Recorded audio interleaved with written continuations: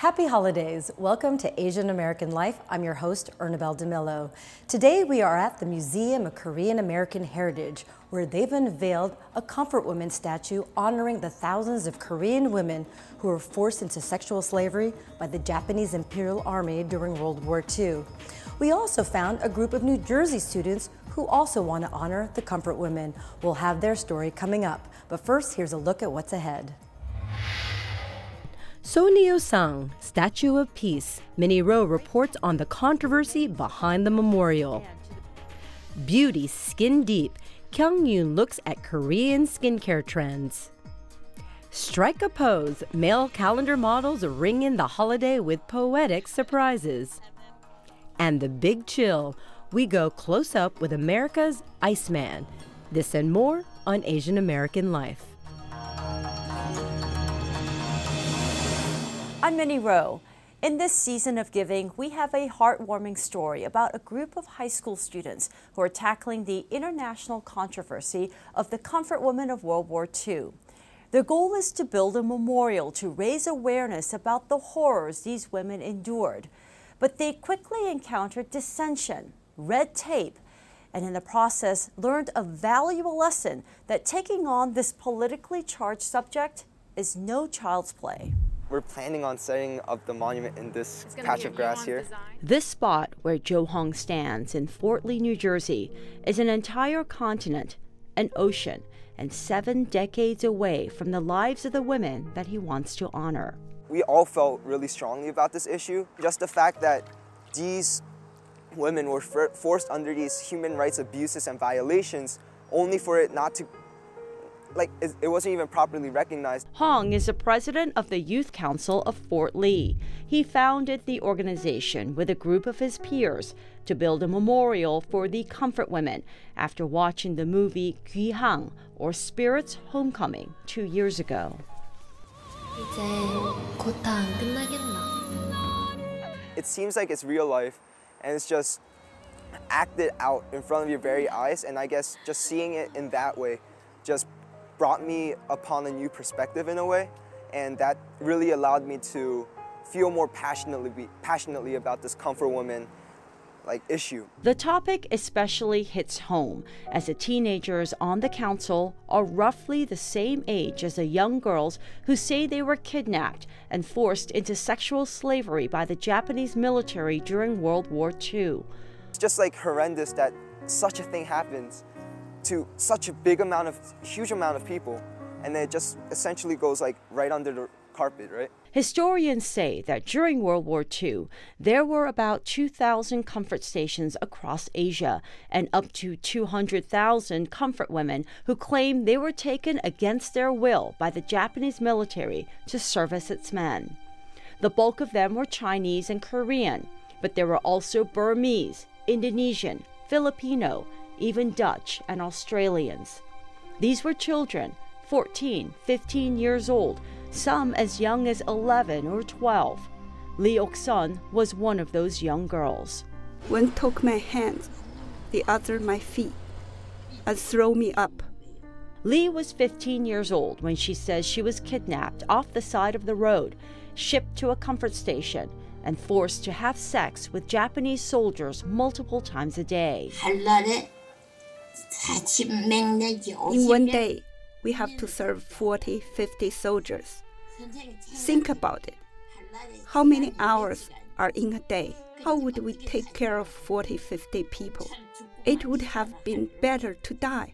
In a story we aired 3 years ago, I spoke to Lee via Skype from her residence 나눔의 집, or House of Sharing, which is also a museum and memorial to former comfort women. Despite her advanced age, she recalls with great clarity the horrors she witnessed so many years ago. Those girls refused to entertain the soldiers and wouldn't listen. They would line them up and slash them open with a knife. What else but blood would come out? I don't call it a comfort station. It was a slaughterhouse where they murdered people. Documents and testimony by former soldiers suggests that the Japanese military was involved in this large-scale sex slavery, but its government has continued to deny any coercion, saying the women voluntarily entered into prostitution due to poverty. 3 years ago, Japanese Prime Minister Shinzo Abe and then South Korean President Park Geun-hye tried to put the issue to rest by forging a highly criticized agreement that offered an apology by Abe as well as an $8.3 million compensation package to the victims. But it only served to anger the women further because they had no part in the negotiation process. 모른다고 나이 많아서 모른다고 묵시하는 거예요? 아닙니다. 내 인생을 살아주는 거예요? 아니잖아요. 그럼 미리 얘기해줘야 될 거 아니에요. 이렇게 뭐 역사의 산지민이 이렇게 살아있는데. The remaining survivors, now in their 80s and 90s, continue to push for an official apology, saying it's time to put this painful chapter in history to rest before their time runs out. And while this may seem like a story from a bygone era, Hong says it's still a very relevant subject today. It's not just like a women's rights issue, it's a whole human rights issue, right? And if we're seeing like their dignity were stripped away, and if we're just like moving forward without properly addressing it, it sets a bad precedent for the future. In 2012, a group of Fort Lee residents lobbied for a Comfort Woman memorial, but plans were scrapped when community groups could not agree on the overall design.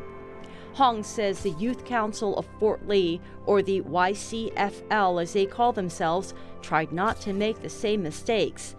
They engaged in hours of discussion among themselves and with Fort Lee borough officials, including the mayor.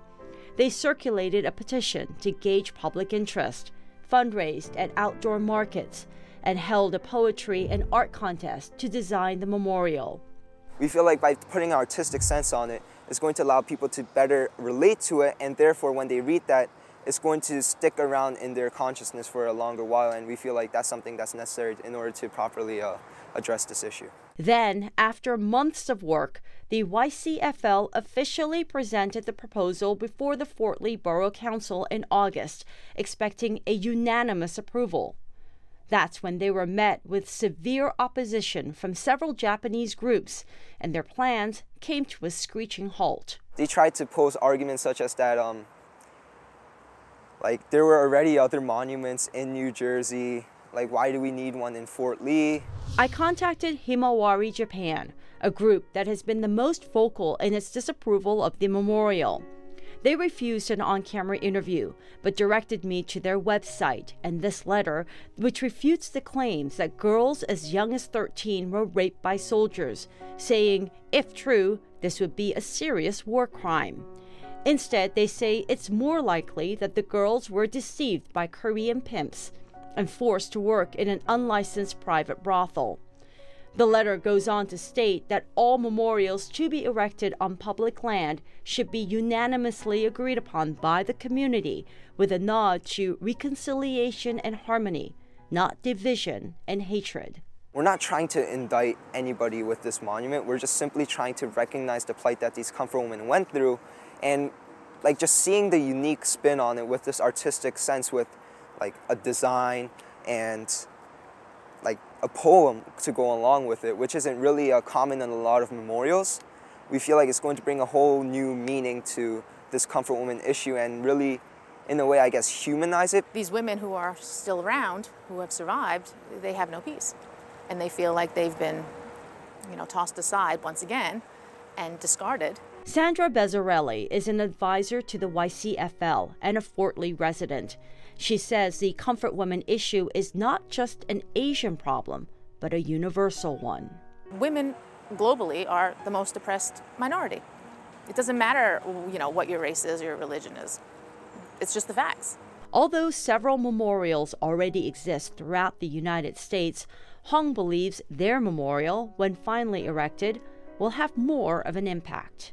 And he hopes it will serve as a source of great comfort to the remaining survivors and to the community as a whole about the horrors of war crimes.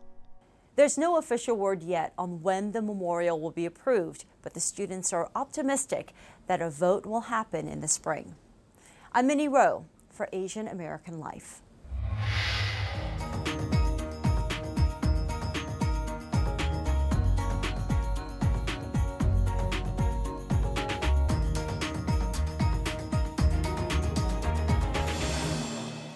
Korean skincare products are exploding in popularity and sales around the world, and the U.S. is one of the fastest growing markets. A big reason behind this growth is Korean American entrepreneurs who are helping to educate and bridge the divide between an ever-changing and innovating Korean beauty industry and American consumers. Alicia Yoon is the founder and CEO of Peach & Lily, a company she started as an online store in 2012 to demystify the world of Korean beauty and make products accessible to a mainstream market. I didn't start Peach & Lily to introduce Korean beauty just to a very niche demographic, but I really thought this can be mainstream. This can be for everyone. Who doesn't want a great moisturizer that performs in a way that you never expected? Fast forward a few years, and the young entrepreneur couldn't get more mainstream than appearing on the home shopping channel QVC, introducing Peach & Lily's snail cream to Middle America. And the snail cream, I selected this for QVC because it is our most popular item on the website. Today, Peach & Lily has brick-and-mortar shops at Macy's in New York and California, and recently opened a pop-up shop in New York's iconic Bergdorf Goodman.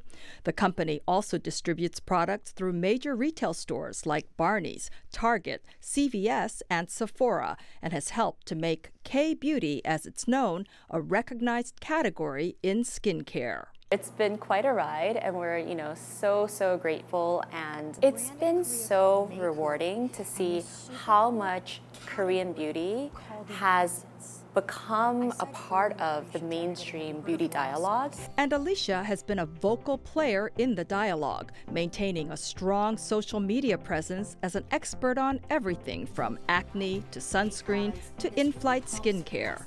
Her expertise comes from formal training in Korea as an esthetician. So there are 3 types of acne scars. Alicia Yoon was born in Korea in 1982. She moved to America as an infant and grew up in New York City, but later returned to Korea with her family at the age of 12. It was there that she gained an appreciation for the Korean approach to skincare. With skin looking beautiful, in Korea it's really perceived as not just like a superficial type of I don't have acne, I got rid of my fine lines, but really healthy skin. So there's this inner skin concept, this inner glow, and there's this understanding, just like working out and keeping your body healthy, it takes time. And so the products are formulated to be gentle and really promote skin health. Alicia went on to combine her skincare studies with an MBA from Harvard Business School. It was while working as a consultant to beauty companies that she heard a cosmetic chemist remark how Korea was on the cutting edge of making some of the best skincare products in the world. Hearing it from the cosmetic chemist and hearing, him explain why the science was better, I realized, wow, there's something there if there are products that are really proven to be high performing and differentiated and not here yet. So after that conversation with him, I literally went to HR and I was like, I have to start this company. And you've never looked back. I've never looked back.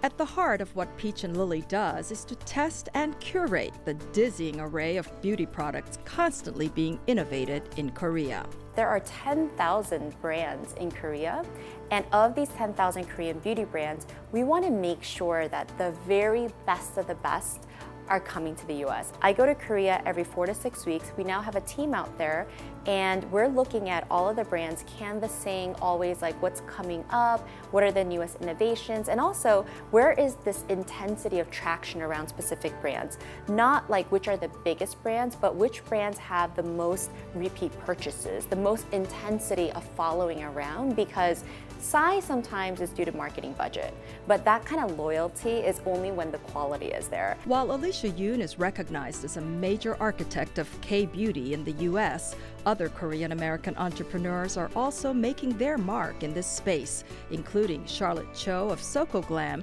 and Sarah Lee and Christine Chang of Glow Recipe.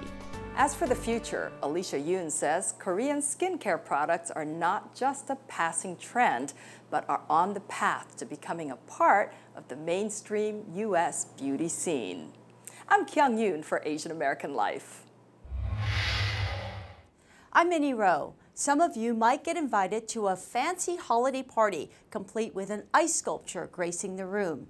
But have you ever stopped to think about the artist behind the sculpture? I'm going to take you into the studio of one of the most prolific ice carvers in the country to show you how he's taken this age-old craft and elevated it to a true art form.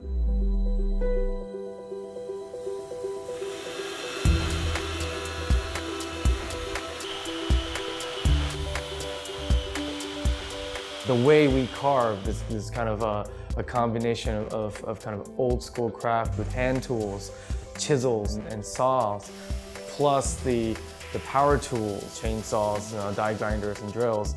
From bears and swans to cars, Star Wars, even a life-size chessboard. If you can think of it, Shintaro Okamoto can carve it. We've done, furniture made out of ice, an entire room made out of ice, portrait replicas, interactive material products and designs. Every day, Okamoto Studio churns out works of art made completely from ice for clients with household names such as Martha Stewart, Uniqlo, and Porsche. Sometimes the pieces are carved from one solid block. Sometimes it's several pieces fused together by slightly melting the ice and letting physics work its magic. Every time, it results in a dramatic masterpiece that Okamoto urges people to touch, feel, even lick. I love, putting our work out and having people who didn't expect it come across it, and then be able to interact with it and learn about our craft and what we do. So that's a really great feeling as an artist, to really kind of directly connect with people and then kind of contribute some kind of knowledge that then they can then spread. These striking conversation pieces all begin life as a massive block of frozen water. Okamoto makes his own ice in these machines that take up to 3 or 4 days to create a giant ice cube that stands 4 feet tall and weighs about 300 pounds. First, Okamoto etches out the sketch. His chainsaw slices into the ice, and like melted butter, it cuts, molds, and finally transforms the frozen mass into what can only be described as a cool piece of art. Working with ephemeral material like ice is, kind of falls in a realm of something closer like performance art. Okamoto credits his talent for ice sculpting to his father. A trained sushi chef from Japan, Takeo Okamoto discovered a passion for ice art while pursuing his day job. The elder Okamoto was so passionate about his craft, he moved his entire family to Alaska in the pursuit of ice. I remember, one boring winter day, took us to a frozen lake and took out a chainsaw and cut out a block of ice, pulled it out, and actually sculpted a swan and gave it to a friend for a big house party. At first, Okamoto says ice carving was just a way for him to spend time with his dad.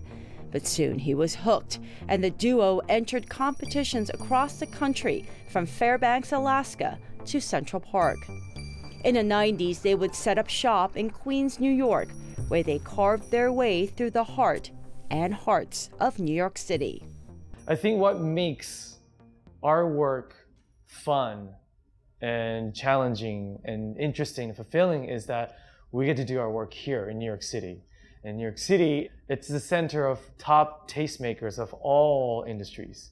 So we get to really change hats every day, working with event designers, fashion designers, to product designers, doing fashion shows and film premieres and replicas of designs, and artists that we open our studios to do different commissions and collaborations. The earliest record of ice making dates back to 600 BC, when the Senshi warrior farmers of northwest China would flood their fields in the winter and harvest the ice to use in the summer. In the 1600s, hunters and fishermen in Harbin, China, along the Russian border, would carve ice lanterns for dark winter nights. To this day, there is an international ice and snow sculpture festival in Harbin that draws thousands of artists from around the world. Other notable ice festivals include ones in Alberta, Canada, Sapporo, Japan, and Breckenridge, Colorado. Depending on the subject, ice creations can take anywhere from an hour for this swan to an entire day and more, as in the case of this life-size replica of an elephant. And while these beautiful carvings stand tall and proud for many hours, eventually, as ices want to do, it melts into a puddle of water. True to his Asian upbringing, though, Okamoto is philosophical, almost zen, in the temporary nature of his craft. When you experience something that's going away right in front of you, I think makes that present moment that much precious.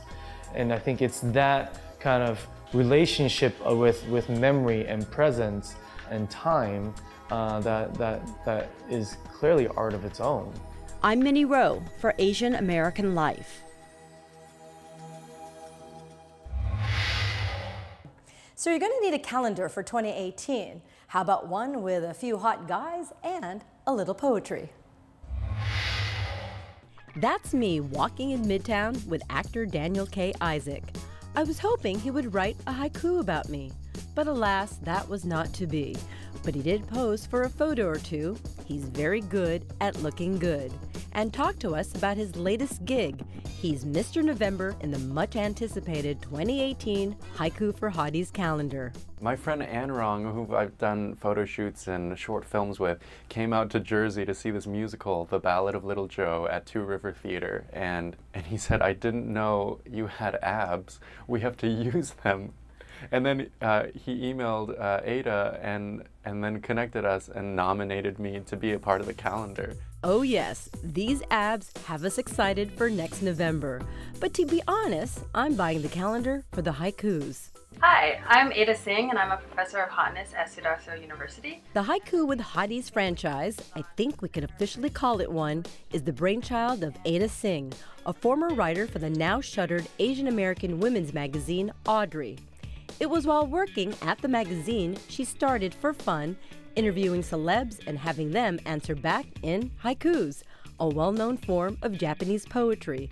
We talked to her from her California office via Skype.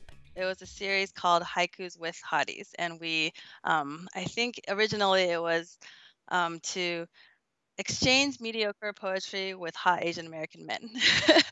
And then once we had a few in the series, I thought, oh, it'd be funny if it was a calendar. So we kind of kickstarted it partially as a joke, but partially to see if anyone would actually want it. The most accurate predictor of hotness is haiku writing ability. It's the only test that can predict with 100% accuracy whether a man is hot, deep down to his core. Whether he's posing for a yearbook photo, climbing things, parenting, vandalizing public property, realizing he has a hook for a hand, or frolicking shirtless at the beach with his equally hot brother. So our series celebrates the men we found that have reached this rare caliber of hotness. And the public responded. Their 2016 Kickstarter campaign featuring brothers Yoshi and Peter Sudarso raised more than 3 times their $1,000 goal. The public was demanding their monthly hotties, and they wanted more. After Haiku with Hotties, there was the 2017 Haiku on Hotties. So whether it's dance or poetry, we feel like it's our civic duty to spread the joy to as many people as possible. Because, let's be honest, 17 syllables in 3 lines of 575 does sound better this way. The Hotties is a little bit tongue-in-cheek for us because, yes, part of it is physical hotness, and that's all very entertaining with the shirtless photos and all, but I think we do want to, you know, show that hotness comes in many forms, and even the really hot people on the calendar, I think, are inspiring and great in a lot of different ways. Here's the deal. Asian males get a bad rap in Hollywood. You won't find them as a hot romantic lead. they're usually seen as the comic relief, the nerdy sidekick, or the nerdy sidekick who knows martial arts. Go! I thought all your people know karate. Not everybody Chinese is Bruce Lee. Remember when Steve Harvey joked that Asian men weren't attractive enough to date?